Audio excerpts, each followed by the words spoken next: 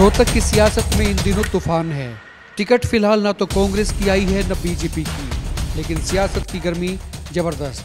पर्चे पर राजनीति हुई तो बात दूर तलक गई। फायदा सीधे तौर पर पूर्व मंत्री बीजेपी के नेता मनीष ग्रोवर को।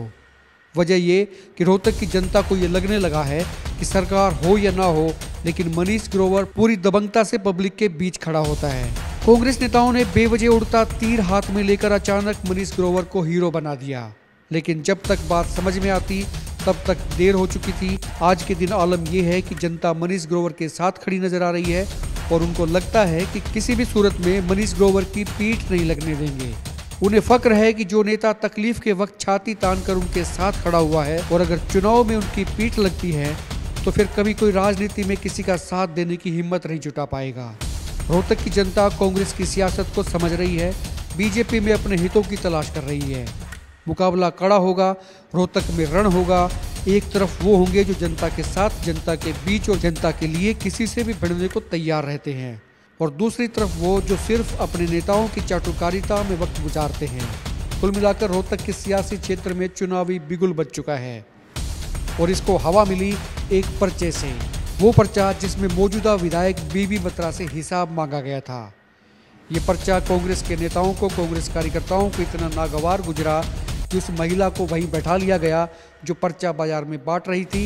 लेकिन इस मामले ने तूल पकड़ा और तूल इतना पकड़ा कि अब रोहतक में मनीष ग्रोवर की हवा बदल गई। उनको लोग अपनी पलकों पर बिठाने को तैयार हैं।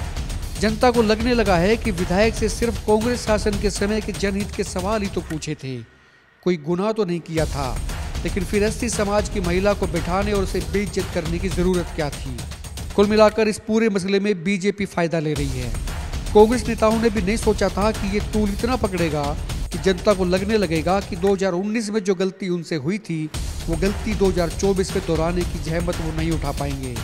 मामला पुलिस में भी गया, थाने में भी गया, कोर्ट में भी जाएगा, लेकिन सियासी फायदा सीधे तौर पर मनीष ग्रोवर को, क्योंकि जनता उनके साथ खड़ी हो रही है और जनता को ये लगने लगा है कि मनीष ग्रोवर ने उनके साथ डटकर उस पुलिस का विरोध किया जो बीजेपी सरकार में बीजेपी नेताओं की नहीं सुन रही थी। लेकिन उस दबंग नेता ने जनता का साथ दिया, जनता के लिए धरने पर बैठे, जनता के लिए अफसरों से भिड़े, परवाह नहीं की, सिर्फ इसलिए क्योंकि उनके दिल में दर्द है उन गरीबों के लिए, उन वोटर्स के लिए जो उनके हलके से आते हैं, रोहतक विधानसभा से आते हैं।